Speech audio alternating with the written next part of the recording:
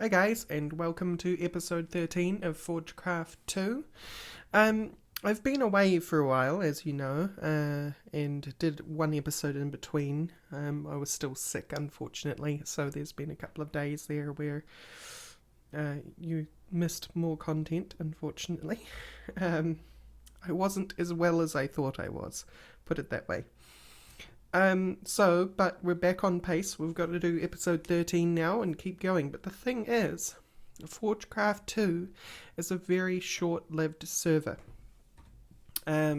Specifically so that we can rotate through mods quickly and get things tested and moved on to next versions and things without things staying too stale for too long. And this is a massive build. It's going to take ages. I mean, because I was sick, I missed out on doing a lot of work on the build that I could have done, and if I was being optimistic, I would say that we would have the last 3 wings here up to the standard of this wing if I was working flat out, streaming and that sort of thing, but I just haven't had the time.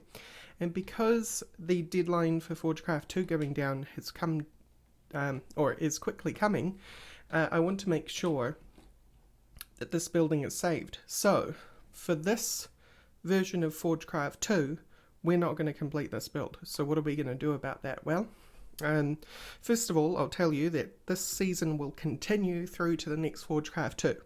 So even though we'll start Forgecraft 2 again from scratch, whenever that's going to be, this season will continue. So that's good. I think you guys might appreciate that rather than just starting a new season all over again. The other thing is that this build is going to continue. It's going to follow us straight through until we're done. I'm not going to stop this build till it's 100% complete. Or that's the idea anyway. We'll see what the better laid plans of mice and men have in store for us. So, how do we save this big structure from the doom of the end of the server? Well, installed on my client, I have a mod which works client-side, which means it doesn't need to be installed on the server in order to work. It's called Schematica. Now, the cool thing about Schematica is I can save this entire build and it will be safe and shiny and happy along and forever preserved. Well, that's the idea anyway. So, what I want to do is I want to roughly work out, get myself in line with the maximum bounds of the build. And then I'm going to do this. Bam! We have this whole situation going on. We have 2 points. These are the 2 opposing corners of a cube. And you'll see what I mean in a second. So I'm going to say red point. That's going to stick this red cube here. And then I'm going to back out of that interface. And blue cube is somewhere over that way. But we'll move blue cube. Blue cube is actually at 0, 0, 0 right now. So we'll go this way, and we want to go to the other corner and down, so that we're below the height of the building. And then we're going to tweak it. So we want to go inline over here, about. I'm going to do it rough, and then I'm going to tweak it till it's perfect. And then we want to go in line about here, and then we want to bring that up again, and we want to say blue point. So now we have red point and blue point defined, and if we look, well, I've mucked that up royally, haven't I? I meant to put that down here. So let's just do that. The great thing about this is, obviously being a fake interface of sorts, you can make mistakes. And you're not stuck with your choices. It's free for resources. All you need to do is fly around, basically. That would be the only consideration I would make. Actually, how far down do I want to go? I'm going to do this properly. We want to be... See, this is the other thing. I can just say, right, we are at Y64 right here, so why don't we bring up this and say, blue point, could you please go to Y64? And now, that will be in line with my feet, I believe. Yes, it is. You can see the green line travels along the top of that block, which is perfect. It's where we want it to be. Now, this block here, our farthest block to the north, as you can see we are slightly off, is Z936. So we bring that up again, we say red point, could you please be at 936? It shoves over 1. Brilliant. And we go around, we do this a whole lot.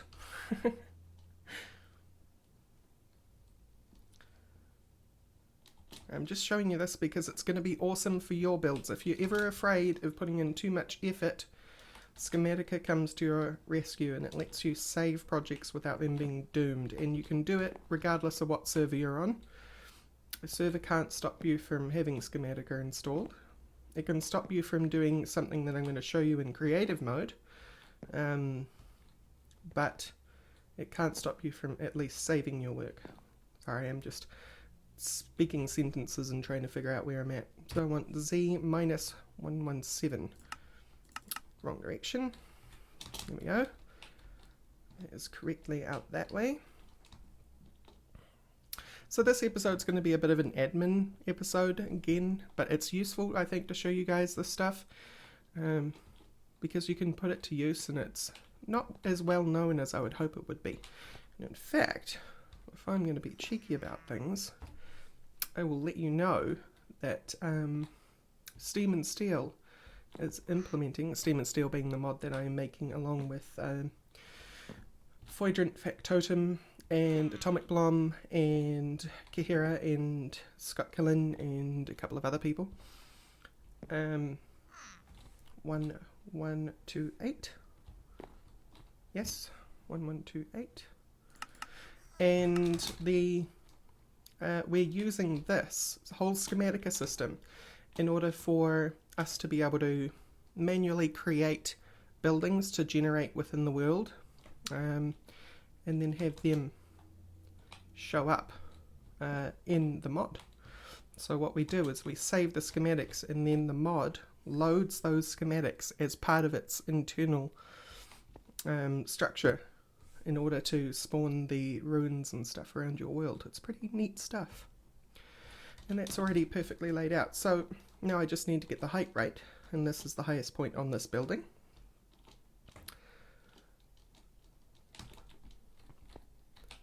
And that would be 98.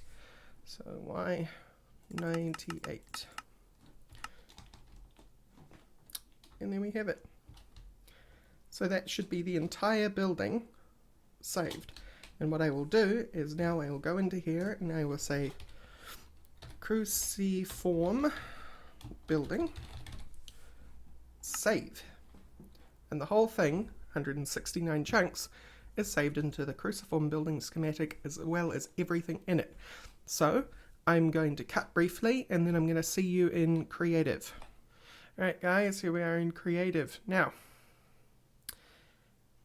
there were some problems. I had tried to do this segment before, but with tools like these, they can be pretty sensitive, and especially with the ever-growing mod community, not everything keeps up to date with each other properly, and some mods do some strange things that other mods can't figure out quite right. So, first things first, how about I show you what I've done to fix the problem. I went into the schematic file itself using an NBT editor to remove the problems that were in the schematic file. In particular, they were some Botania blocks and some Thermocraft blocks. Now, it's not those mods' fault, it's just the intercommunication between Schematica and those mods didn't quite go quite as planned and things went a bit funny. The third thing I did was I added the add-on for Schematica that Atomicblom has written for our use for S&S, Steam and Steel. And you're welcome to download that, by the way. That is on CurseForge. and it allows me to do some cheaty stuff. For this express purpose, it's a cheaty thing. It's more useful to developers, but I will show you that now. Well, first I'll show you how Schematica is meant to be used. So, in here I have a wood thing. And wood thing looks like this. This is wood thing. I made that quickly and creative. Isn't it a beautiful specimen of creativity? Yes, well, when you load a schematic, it puts it in the world basically orientated to, I believe, the corner that is closest to 0, 0. I'm not quite sure if that's how it is, but that's how I've seen it working. But then you can control the schematic by using your schematic controls, and that is the negative hotkey to bring up. Negative button on your numpad to bring up this control interface. Load is divide on the numpad, and save is multiply. So this is load, this is save, and this is control. So control lets me mess with this thing, and I can even rotate it, but not that that does anything with this particular block, because it is symmetrical. So why don't we move this down to the ground, and you'll also see that when it goes down to the ground, I can even put it through the ground, and it will indicate to me, hey, the schematic's been cut off. So never fear if you're wondering how to place things correctly. Now the fun thing about this, and because I'm in creative mode, it's going to give me this block, but the fun thing about the Schematica is I can turn the printer on, and it's given me the oak wood plank, and now I just walk around. I'm not holding anything on my mouse, I'm just walking around, and it's placing them. Now it does place it based on player rules, so it's not going to just go ahead and place a block up there. It will only place blocks that are connected to other blocks, as if a player is placing them.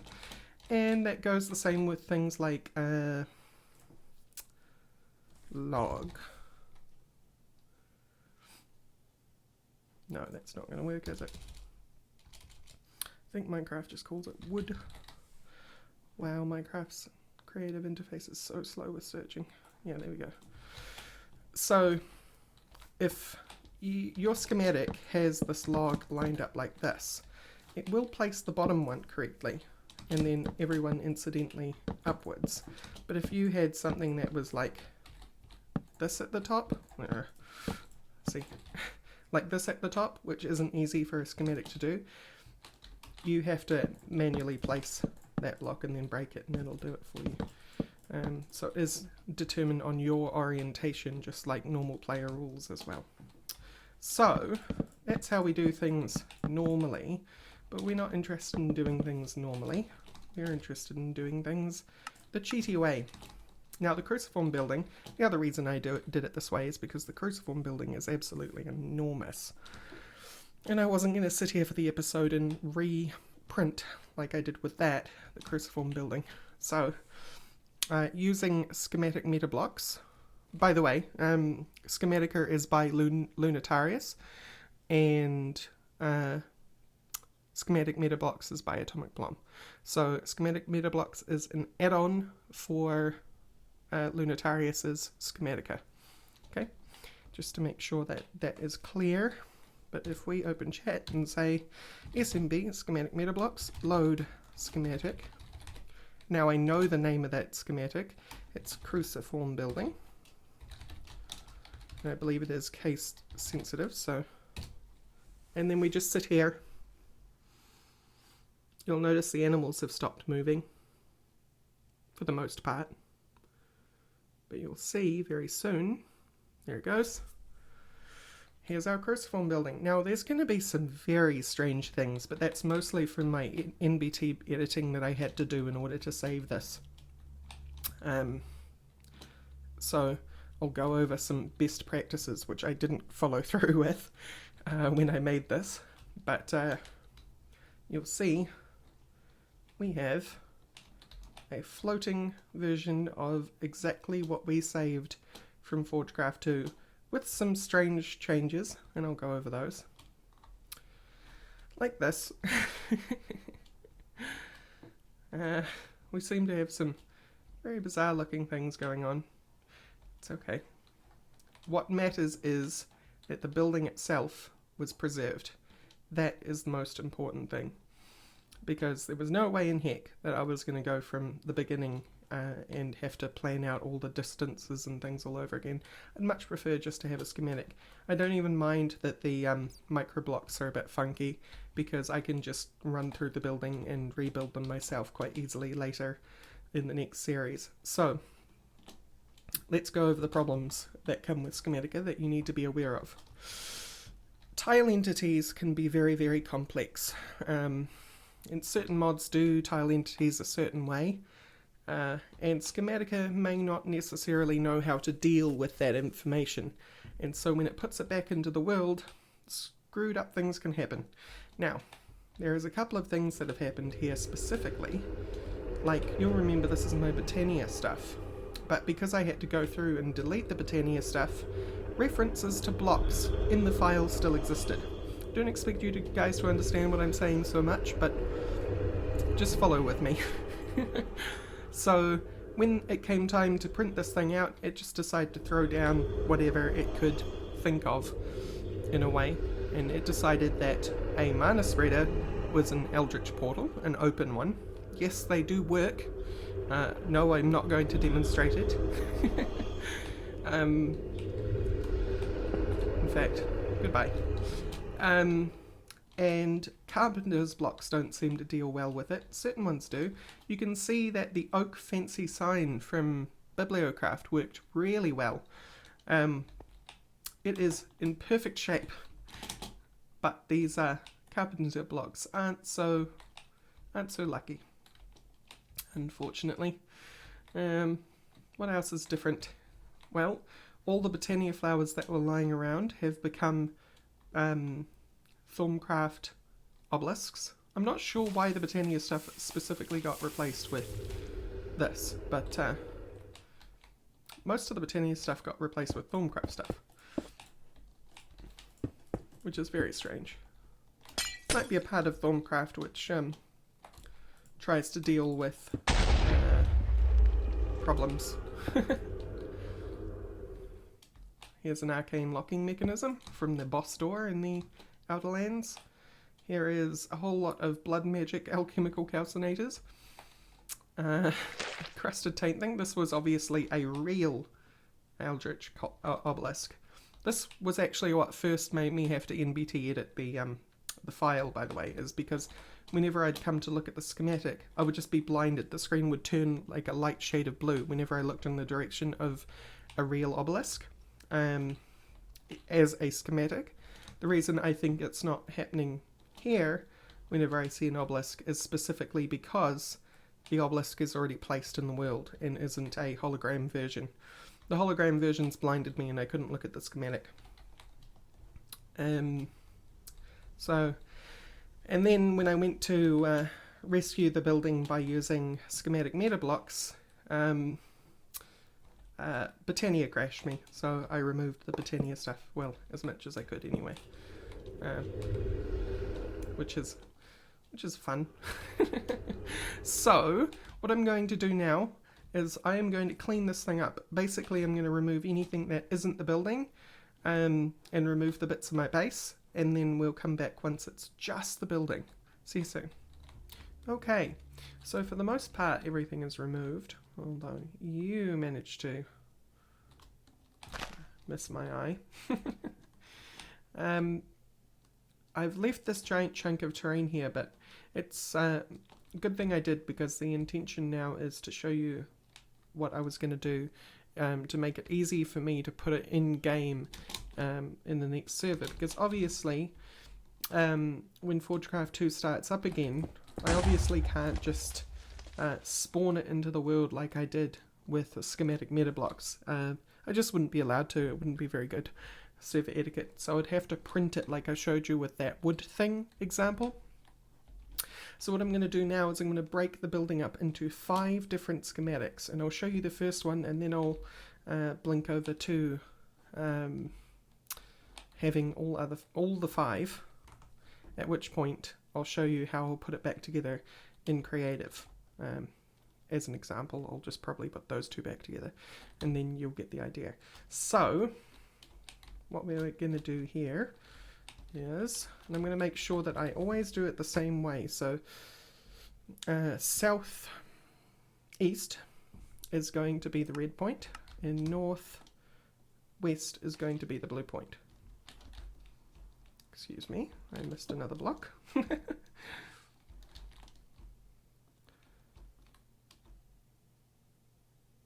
And northwest. Basically want to line you up there. Blue point, northwest.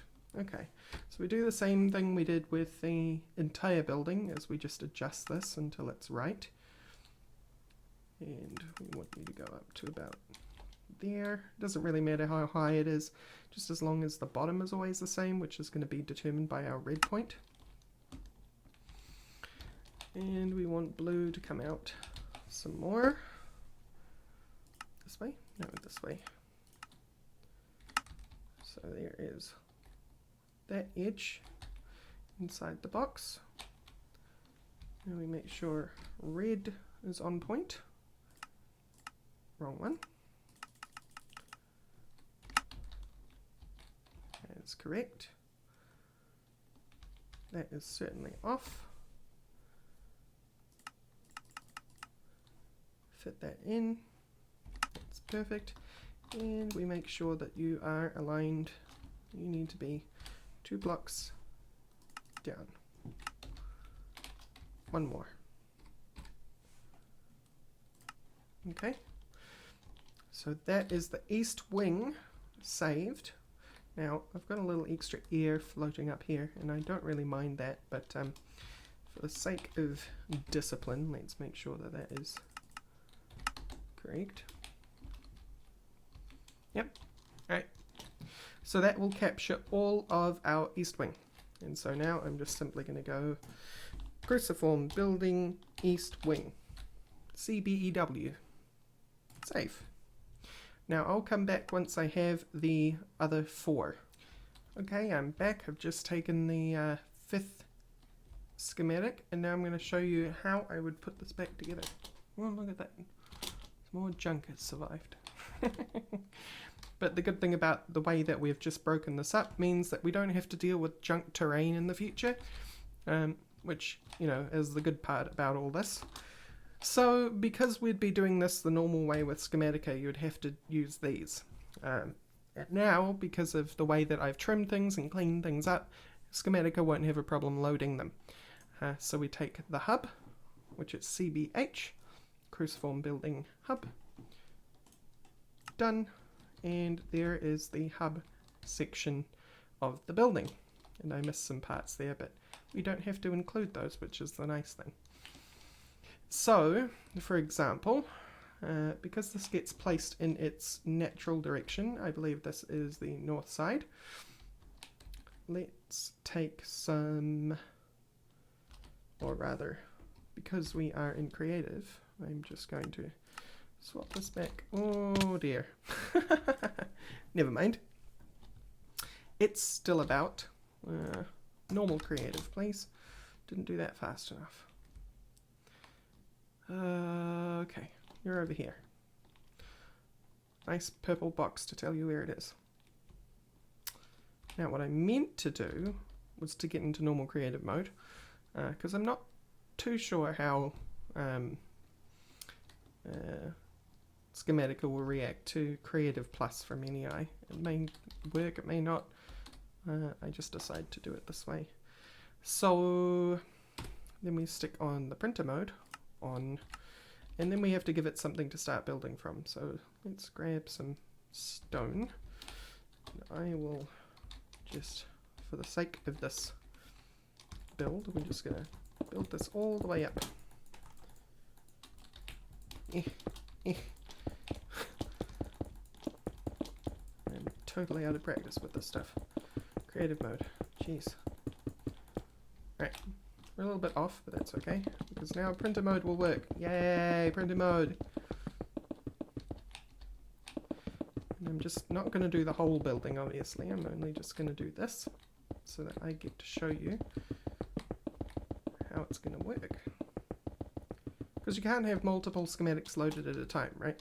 So, say that I've built up the hub building, and that's the entire hub building complete. Then I would go and load our north wing. Hello North Wing, you're way off. But that is why we have the power of this. We can just go and adjust it however much we want. The entire building moves, no problem.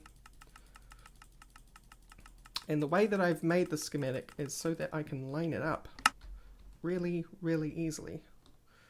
And I suggest you do the same thing. You include one slice. You share one border. So as you can see, this shares the border with that.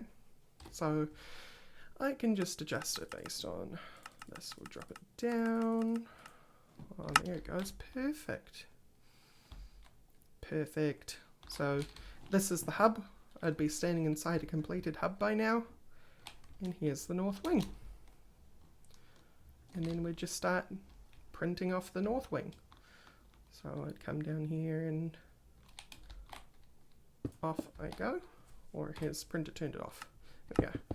And then off I go. Start building the north wing. Now obviously it's not going to be floating in the middle of this void of creative flat world. This is going to be built off the ground. So while this whole experiment has served to protect and preserve the cruciform building for the next iteration of Forgecraft 2, next Forgecraft 2, and I'll probably just skip this bit, well, I'll still have to prepare the ground and stuff for being built on. It'll have to be a nice flat area, yada yada. Could probably get away with less preparing the ground though, just due to the fact that I don't have to worry about spacing or measuring and making sure. I can just kind of plop the building down and then build to fit the building. See, when we start getting the north wing built. Oh, isn't it so good and useful? Now, the printer obviously works in single player. So all that like 360 no scope building that I'm doing, where I'm not even looking at what I'm building, this works in server mode. So you can just have the resources on your person and run around and it will build the building for you. It's pretty great. Because I believe the way that it works is that it pretends to be you, basically, and the server doesn't mind that for whatever reason. I mean, I guess that's the best way I could explain it.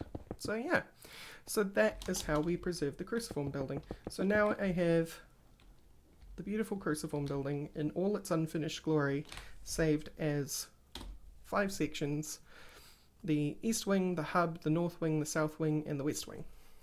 Great. So next iteration of Forgecraft, I can just continue from where I left off, and that means that I don't have to worry about trying to complete it in a hurry this iteration of Forgecraft 2. Anyway, it's been a long episode, or at least for me it has. It's probably going to be on time, slightly more, slightly less, don't know yet. Too many cuts to tell. So thank you all for watching, and I'll see you next time. Bye bye.